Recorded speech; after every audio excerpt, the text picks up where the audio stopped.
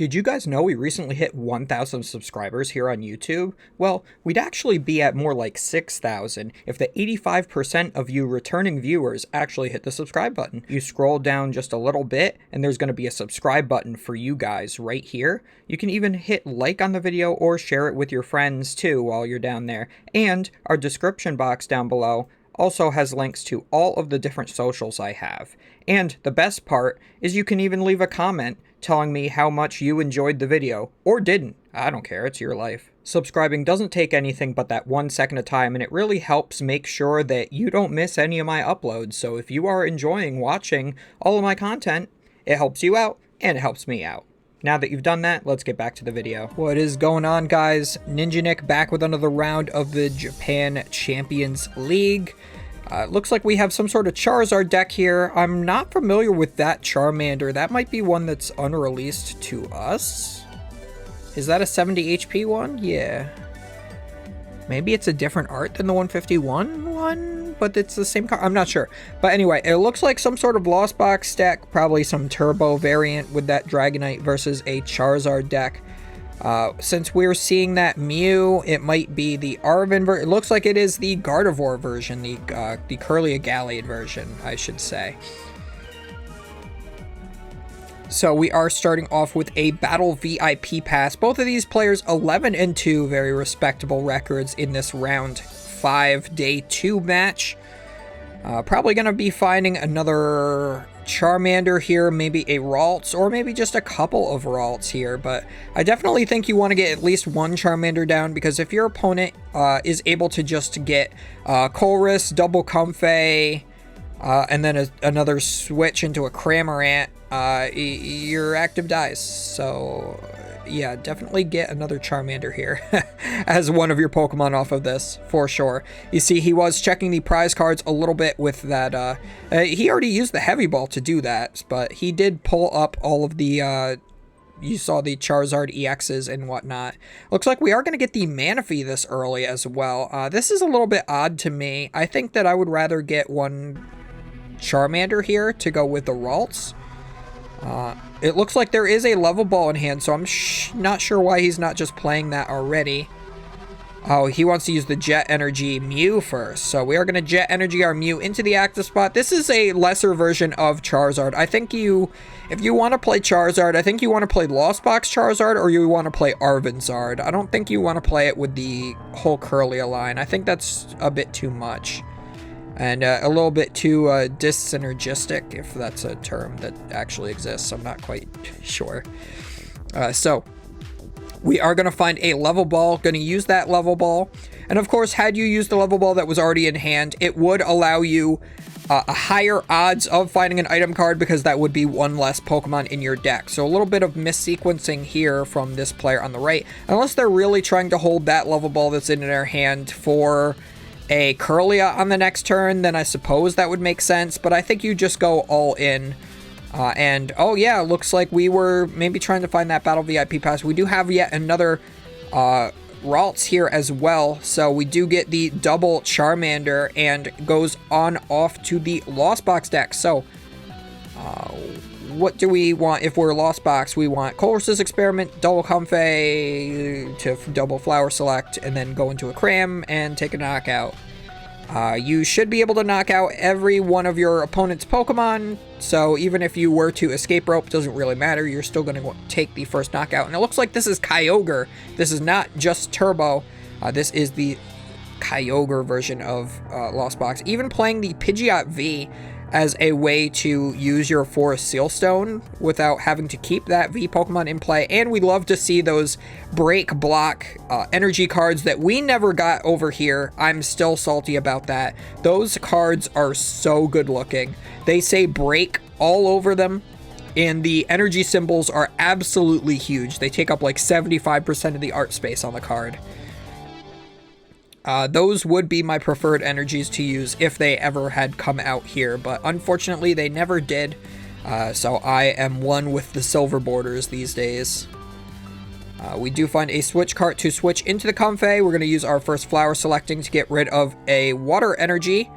And yeah, look at how beautiful that card is. That energy symbol is so ridiculously large. We are going to retreat into our second Comfey to use a second flower selecting. Getting rid of an escape rope is a good sign. That should show that your hand is pretty strong. But do we have the Colress's Experiment?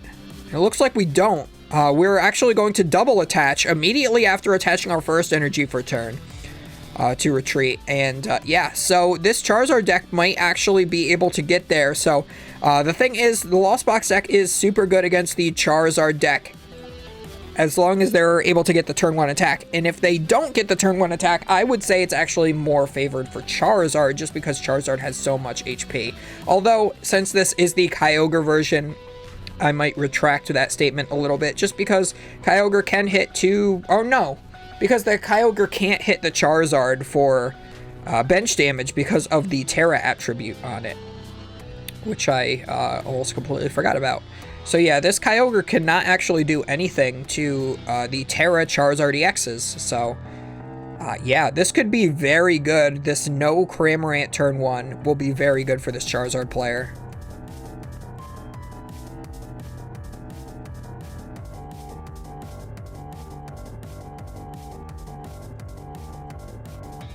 Looks like we are going to see an evolution into Charmeleon and pass after attaching a fire energy. That's not very good, so that's going to give this Lost Box player another turn to try to find Cramorant, or could potentially even get to Sableye this turn if we're able to go really hard. We're going to Lost Zone 1 Lightning Energy off of this flower selecting. Not what you want to see. That's already 2 energy in the Lost Zone. And this Kyogre deck usually wants to keep a lot of energy in deck in order to be able to use Kyogre later in the game. But again, since it isn't super useful on the Charizard, maybe skipping out on some of your energy cards in this matchup isn't that bad.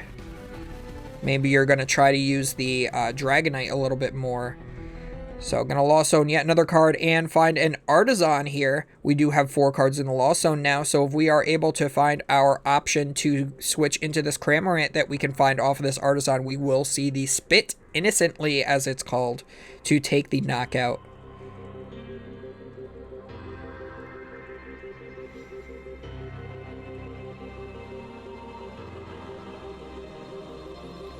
And because of that Manaphy, we are not going to be able to see a Greninja Moonlight Shuriken in this game, unfortunately. But it would have been really great to see the Moonlight Shuriken come down, knocking out both the Charmander and the Charmeleon would be pretty great. But no way to switch into the Cramorant, just another pass. And this is actually going pretty horribly for this Lost Box player. You would love to see them be they should be 2 prize cards down already, but they haven't even done any attacks. They've only got 4 cards in the Lost Zone. This is a super pitiful start, honestly. We are going to see the Mysterious Tail will be able to find a level ball. We might even go for another Charmeleon this turn, potentially, but here comes a Curlia. So we've already used 1 refinement. We'll have access to a second refinement now. And we can keep those Curlias as refinement Curlias for most of the game, and then can always choose to evolve one of them into the Gallade later in the game that allows you to find your way into any supporter card in your deck once per turn. It's not just when you evolve into it, it's every turn, so that is the most fantastic thing about it. Now, this is odd. We see the evolution to the Charizard EX, not needing the rare candy because we did go through the Charmeleon, but only finding 1 fire energy? Is that really all that's in there? There's only 1 in the prize cards. How are we so low on energy already? Okay, we do find 2. We have 1 on the Charizard already, but that's such a low energy count. That's very surprising to me. But I suppose that's all you really need, and you still got essentially 2 Charizards loaded up here from the 1 ability, so I guess it's not that bad. And we are going to go for the,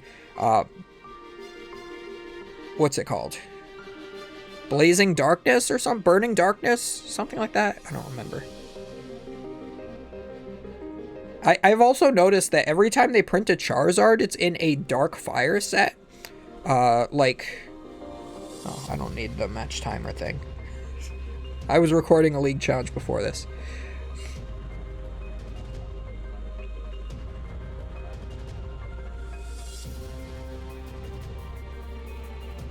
But yeah, these, Charizard always seems to come out in a Dark Fire set. There was Darkness Ablaze.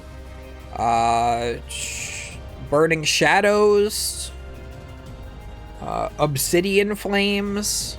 It seems like every block, or every other block, every generation, they print another Fire Dark set specifically.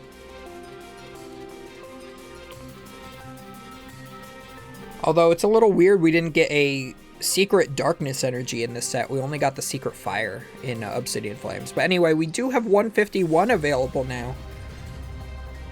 So, that printed the secret rare Psychic Energy again. And we finally see a Spit Innocently is going to go into that Mew to take the knockout. That is 1 prize to 1 prize. So technically this Lost Box deck isn't behind, but it's going to have a really hard time trying to find its way through this Charizard EX because of its massive 330 HP. And it looks like it is a Scarlet and Violet promo is what that Charmander is. I guess it's a 151 promo, so I'm not sure if we got that already or if we are getting that or what. But the fact that it has a 2 energy attack seems pretty irrelevant to me. Maybe he just likes the art better on this Charmander, which is entirely possible. As long as you're playing a 70 HP Charmander, that's all that matters.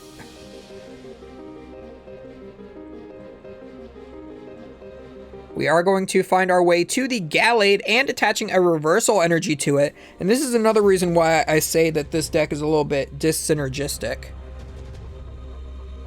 Which, again, is probably not an actual term. Is that those reversal energies do not work on Charizard EX. And neither do those jet energies. So you're using the jet energies just for the Mew. You're using the reversal energies just for the Gallade. And you're using fire energies just for the Charizard. And that feels like way too much going on in one deck. You are going to be able to use the rare candy to evolve into the second Charizard EX. To be able to get 1 more energy into play off of this. And now use the Gallade's ability to find any supporter card from our deck that we wish.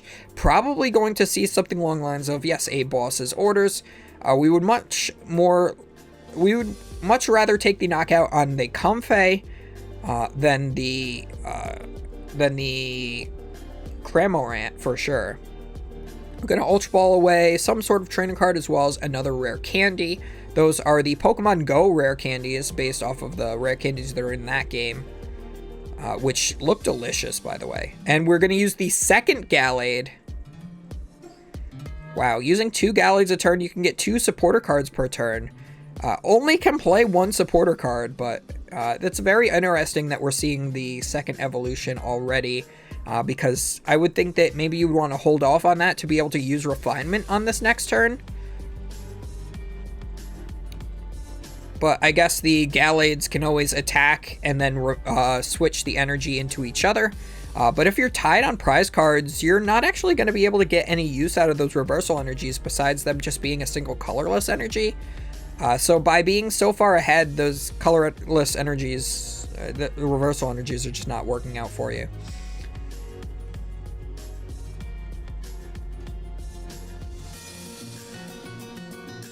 So we're going to go for a Flower Selecting, getting rid of another card, sending it off to the Shadow Realm. But apparently Charizard is the king of the Shadow Realm, that Dark Man. For those who don't know, the reason that they have a Darkness type Terra Charizard is because they did a giveaway for a Darkness type Terra Charizard in the video game around the same time they released Obsidian Flames, which was also around the same time they revealed that one of the protagonists from the new Pokemon anime has a Dark Terra Charizard. So they terastallized their Charizard in battle and it became a Dark type. So that's the reason why they specifically chose Darkness for the TCG type, is because it ties into the anime. They did an event distribution to tie in with that as well, so it's all connected. And this is why they can never delay Pokemon games, because they think this stuff out too far in advance and they want to make sure everything is aligned like that, which is very unfortunate. I wish they'd delay those games so that they can be a little bit more refined. They can print refinement Curlies, but they can't print a refined video game.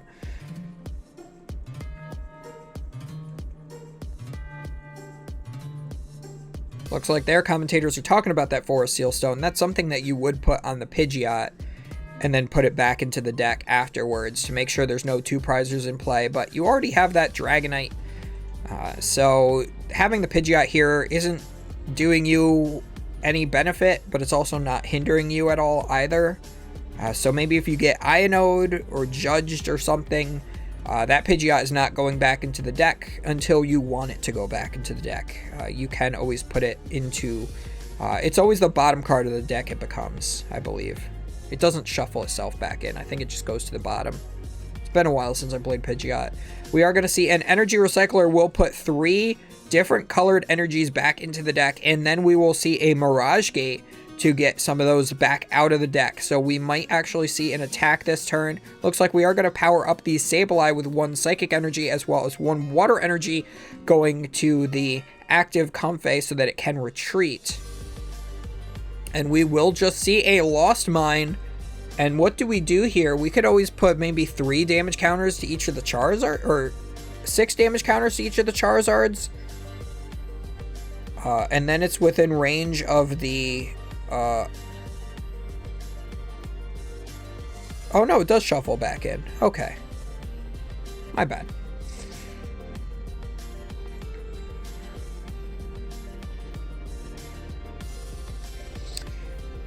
Yeah, so... I mean, I don't even know what you do here at this point. Yeah, you Lost Mine 6 to each Charizard.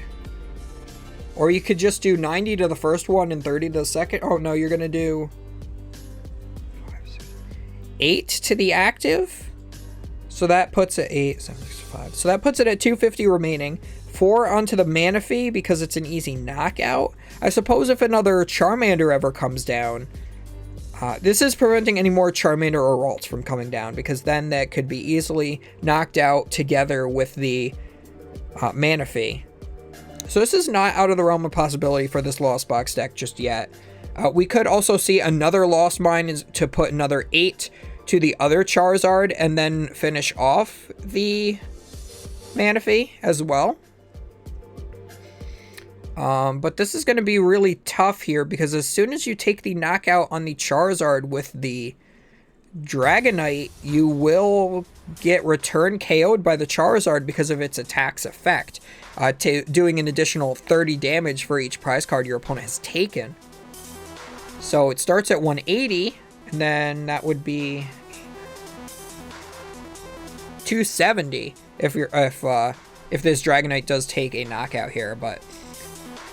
looks like we are going to go for... Oh, we're going to go for an Echoing Horn to bring back the Mew. That way we can Sableye to knock out the Mew as well as the Manaphy simultaneously. I like that. And then all that you need to win the game, basically, is knock out the Char... Well, no, because you'll still need one more prize card than that. Yeah, so the key thing here is, where will this Lost Box player take the last prize card? Do they have a second Echoing Horn that they'll be able to use on the next turn of the game or something? It seems like they are just 1 turn too far behind. And remember, they did miss 2 Cramorants. So I think that this would have been easily favored for this Kyogre Lost Box deck. Oh, but the other thing that they could do here is they knock out the Manaphy. They knock out the Manaphy, put the rest of the damage to the active. I think they might be trying to, like, they can't Kyogre here because of the Terra. If they were able to Kyogre here, they could always play an Escape Rope, force that to the bench, and then it would be 250 for the knockout. But yeah, no. We're just going to sacrifice our Dragonite to take the knockout here.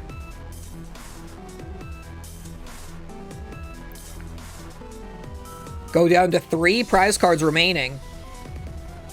And now this Charizard will be able to respond with a 1-hit KO of its own with full HP. So a lot of decks can get through 1 Charizard, but they can't get through 2, just because of how high that HP is. We are going to see the Gallade is going to search the deck for any 1 supporter card, And the second Gallade is going to search one as well. So we're going to go for Boss's Orders and Ino. So it looks like maybe we're choosing to play one of those this turn, or maybe neither. I'm not quite sure. Maybe just making the draws a little bit more live. Taking the knockout here as well.